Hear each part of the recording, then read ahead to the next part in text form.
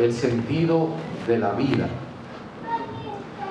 En esta noche vamos a hablar de Salomón, hijo de David. Me parece que su tercer hijo, gloria a Dios. David se había propuesto en su corazón hacer un templo en Jerusalén para el Señor. Él deseaba construir casa para Dios. Pero Dios le informó a David que debido a las transgresiones y el derrame de sangre inocente, él no iba a construir templo a Dios, sino que era su hijo. Y sucede que David estuvo recolectando y amontonando todos los tesoros, materiales, piedras preciosas, oro, plata, bronce, madera, todo lo que se entendía que era necesario para la construcción de este templo. Salomón construye el templo y hace una larga dedicatoria. Se hacen fiestas, se hacen muchos sacrificios en honor a Dios y a la dedicación de este glorioso templo.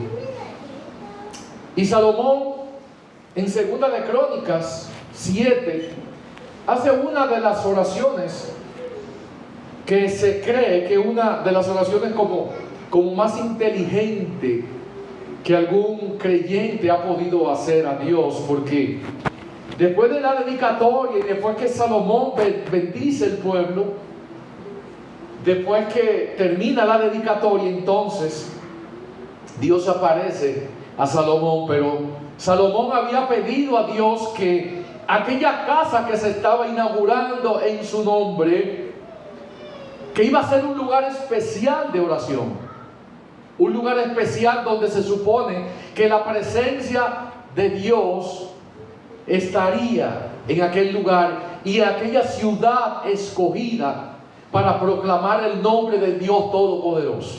Aleluya. Y Salomón le pide a Dios en esta oración que si el pueblo falla, que si el pueblo desobedece en algún momento, pero que si oran en aquel templo, que Dios lo escuchara y que el clamor fuera recibido. Salomón pide otras cosas, pero cuando Salomón termina de orar con estas palabras, Dios se aparece a Salomón y le dice: mira, sí, tu oración ha sido escuchada. Y si el pueblo se va aún detrás de otros dioses y ora por perdón de pecado, yo lo oiré y mis oídos estarán atentos en esta casa. Bendito sea el nombre de Dios. Mis oídos estarán atentos a las oraciones que se hagan en este lugar. Y si la nación es dispersa por otras naciones y oran de frente a este lugar, yo también lo escucharé. Por eso es que Daniel, allá cautivo en Babilonia, oraba de frente al templo de Jerusalén. Porque aquí había una especie de pacto. Dios y Salomón se había hecho este acuerdo que aunque fueran dispersos, si el hebreo oraba de frente al templo, esa oración iba a ser escuchada. Por eso Daniel oraba en esta dirección. Pero después de positivamente Dios contestarle a Salomón, al final le dice: pero mira, si mi pueblo desobedece y no anda en mis caminos y se va detrás de otros dioses, esta casa tan majestuosa que tú has construido para que mi nombre esté, va a quedar como un muladar. Bendito sea el nombre de Dios. Y dice: la echaré de mi presencia. Bendito sea el nombre de Dios. En el año 586, Nabucodonosor II invade a Jerusalén, sitia el templo, lleva al pueblo cautivo y le prende fuego. Bendito sea el nombre de Dios. Justamente vemos el cumplimiento de algo como que fue de una oración que se convirtió en profecía. Porque el pueblo se había ido de Dios. El pueblo había dejado a Dios. Bendito sea el nombre de Dios.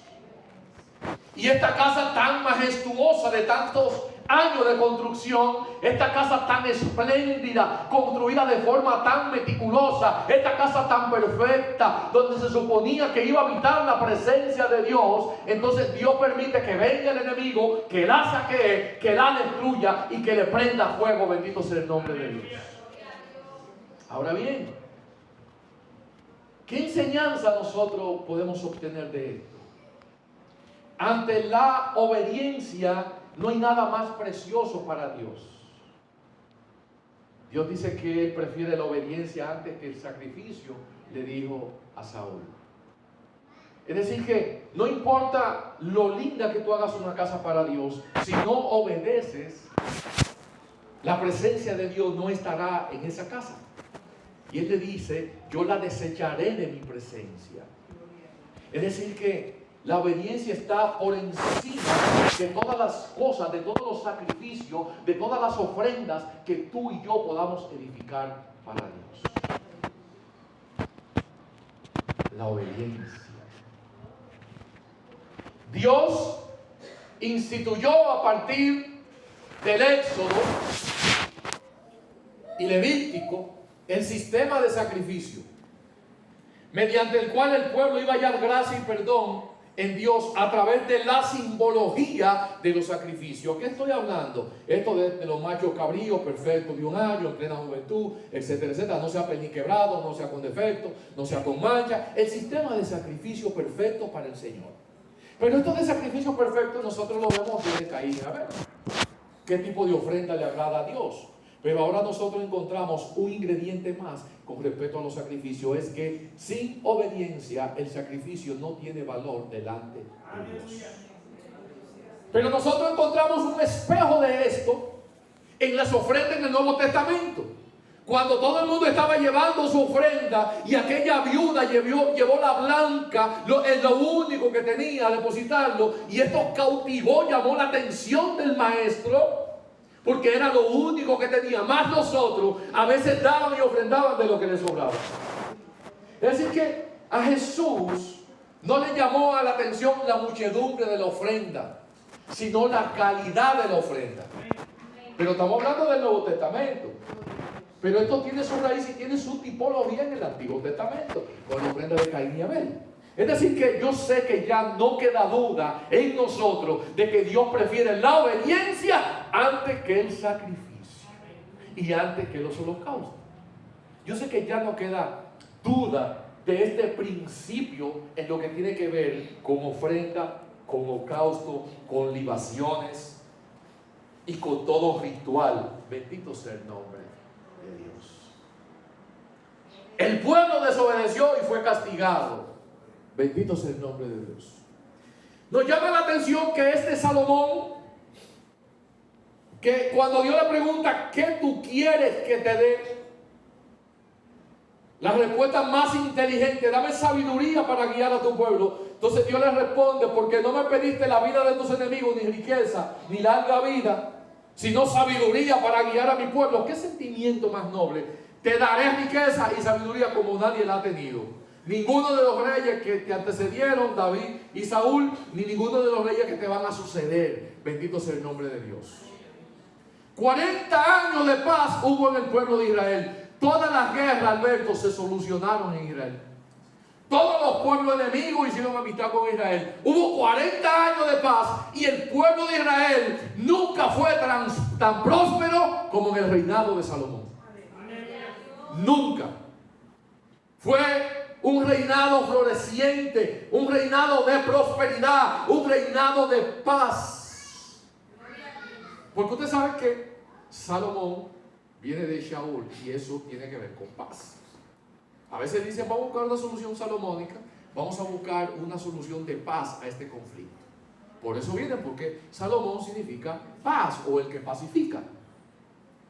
Pero Salomón procura la paz, el bienestar y la prosperidad para su pueblo, y las cosas iban bien, pero iban mal. Hay momentos en nuestras vidas Derling, en que las cosas van bien, pero mal. 40 años de cosas bien, pero mal. ¿Por qué? Porque en estos 40 años Salomón procuró la prosperidad haciendo alianzas con otros pueblos, los cuales Dios le había dicho que no hiciera alianza. Y Salomón empezó a adorar ídolos. Y Salomón empezó a adorar a los demonios.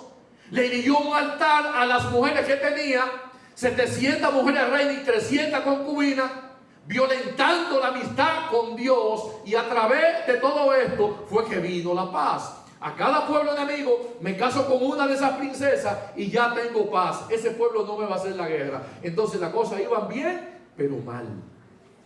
Por eso yo creo que a veces, cuando hay cierto bienestar en nuestras vidas, pero nosotros sabemos que no estamos plenamente conectados, que no estamos honrando a Dios, yo creo, Alberto, que debemos asustarnos. ¿Por qué me está yendo bien? ¿Por qué las cosas están saliendo bien si yo sé que no estoy agradando a Dios? Porque todos nosotros, la verdad, sabemos cuándo estamos agradando a Dios. La Biblia especifica cómo nosotros tenemos que agradar a Dios, Daniel. De manera que cuando nosotros no estamos agradando a Dios, también nosotros lo sabemos. Pero de repente las cosas están yendo bien, Daniel. Incluso están yendo mejor que antes. Yo conocí a un señor una vez de mi lugar de nacimiento, que él era cristiano y vivía como siempre dicen los cristianos, en sus batallas, en cuestión económica y asuntos. Él se descarriló y él dijo, gloria a Dios, él dijo que después que él se salió del evangelio, incluso utilizó un término que no lo voy a decir, después que yo me salí ¿verdad? Ahora que me está yendo bien. Empezó a conseguir dinero, parece que el enemigo empezó a proveerle, ¿verdad? Para que no vuelva a los caminos del Señor. ¿Por qué? Recuérdense que cuando un espíritu inmundo sale de un cuerpo y andan los espíritus por ahí rondando porque ahora está limpia, entonces viene una carga mayor y dice la Biblia que el postrer estrado viene a ser peor que como estaba al principio. Pero él, las cosas le iban bien. Estaba consiguiendo dinero, se sacaba números, etcétera, etcétera. Todo bien, hermano. Pero, como no estaba en los caminos del Señor, y aunque le estaba yendo bien, pero mal, sucede y acontece que vino una situación, un problema, un asunto, y mató a un hombre. Y le echaron 30 años preso. Finalmente, no sé qué hubo de ser con ese señor, pero finalmente le estuvo yendo bien, pero mal.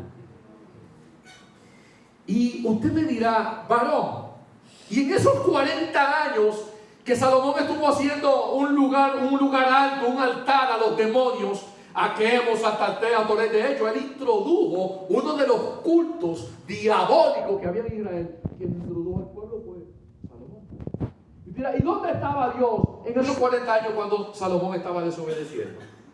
Jehová es paciente y misericordioso y no quiere que nadie se pierda, sino que todos procedamos al arrepentimiento. Hay un momento que las cosas están bien pero mal y el futuro viene por ahí y no sabemos cómo vaya a acontecer, pero Dios tiene misericordia y está esperando que nosotros reflexionemos como Balaán, que iba en un rumbo equivocado y tuvo varias oportunidades para recapacitar. Entonces tuvo todo este tiempo para recapacitar, bendito sea el nombre de Dios, porque a veces cuando nos está yendo bien, nosotros no pensamos en Dios. Por eso el proverbista dijo, no me dé pobreza ni riqueza, manténme del pan necesario, porque si me das riqueza puedo olvidarme de ti. Y a veces cuando nos está yendo bien, nos olvidamos un poquito del Señor. Amén. A veces cuando entramos a Canaán, como que nos olvidamos un poquito del Señor. Pero ahí es cuando las cosas van bien. Pero, Dios te bendiga, profeta de Dios. Se fue, está conectado el varón de Dios. Entonces, queridos hermanos, nosotros tenemos a Salomón, que llega un momento en el cual Dios le dice, mira, yo voy a dividir y voy a arrebatar el reinado de tus manos, pero por amor a mi siervo David, no sea cuando tú estés vivo, sino cuando tu hijo Roboam esté gobernando, va a ser dividido. Y es cuando se dividen, las 12 tribus de Israel se dividen. 10 tribus para un lado y 2 tribus para otro lado. Gloria a Dios. Entonces, un pueblo que estaba consolidado en un reinado bajo un solo gobierno, entonces aquí se divide, bendito sea el nombre de Dios, por la desobediencia de Salomón. El principio de la sabiduría es el temor de Jehová. Y a él le falló la sabiduría, pero fue el hombre más sabio. Yo creo que ahí tenemos una tarea todos nosotros para que estudiemos en la casa. Salomón escribe Eclesiastés en el ocaso ya de su vida. La mayoría están de acuerdo en esto. Ya era un poco viejo, y por las reflexiones que él hace, nosotros también instruimos eso. Gloria a Dios. Salomón empieza el libro, gloria a Dios, hablando de forma reflexiva y a manera de consejo, que es uno de los contenidos del libro.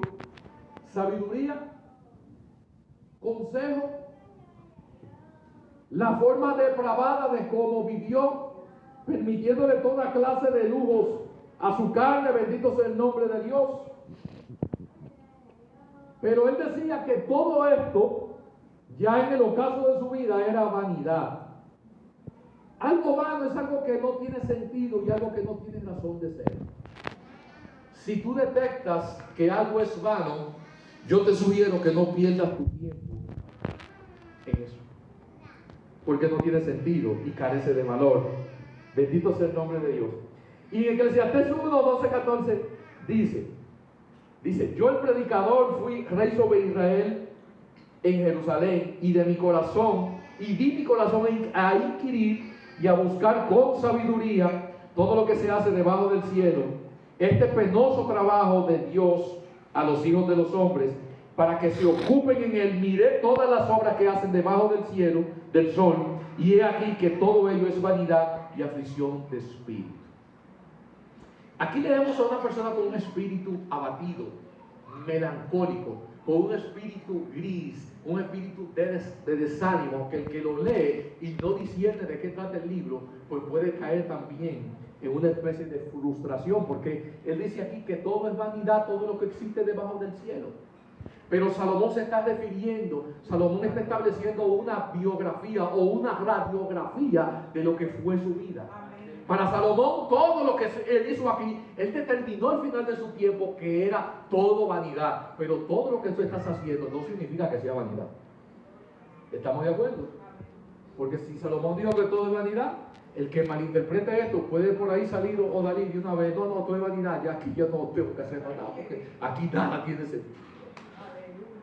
Entonces usted tiene que interpretar bien Eclesiastés y cuidadosamente para que no caiga en este tipo de errores. Porque yo le voy a decir algo, a menos que usted haya tenido 700 mujeres reinas y 300 concubinas, yo creo que para usted las cosas no son vanidad, ¿verdad? Porque eso fue él, para él fue vanidad. Amén.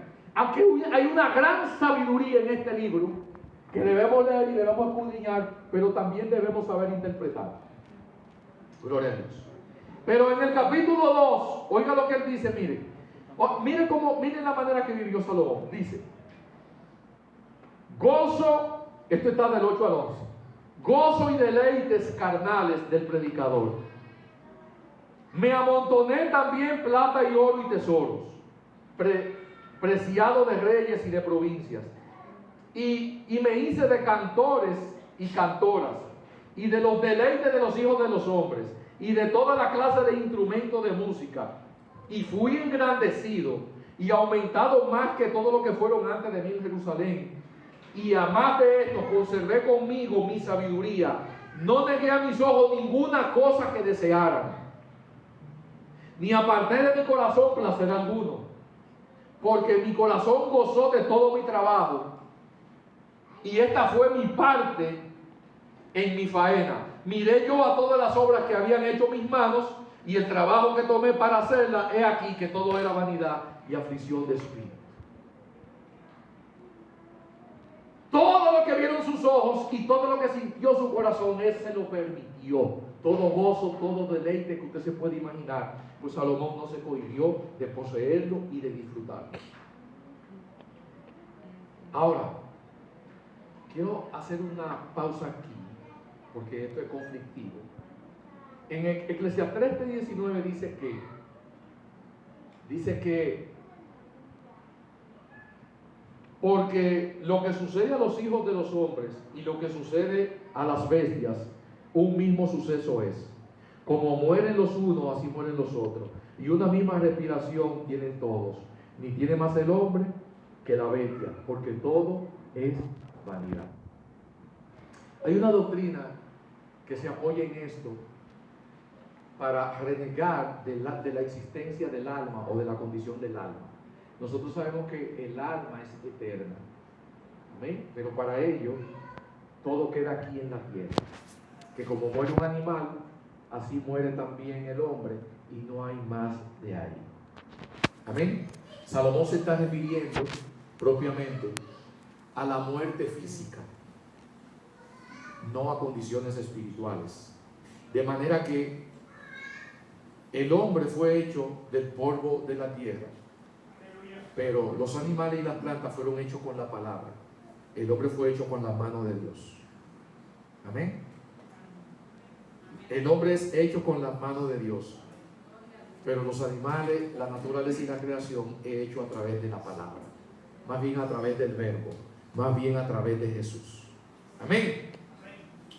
Me llama la atención profundamente que después de tanta sabiduría, de tanto derroche, cuando expresa de que en el mismo 3 dice que todo tiene su tiempo debajo del cielo, cosa que mucha gente también malinterpreta, cuando dice de que hay tiempo de matar y que hay tiempo de dar vida, etcétera, etcétera.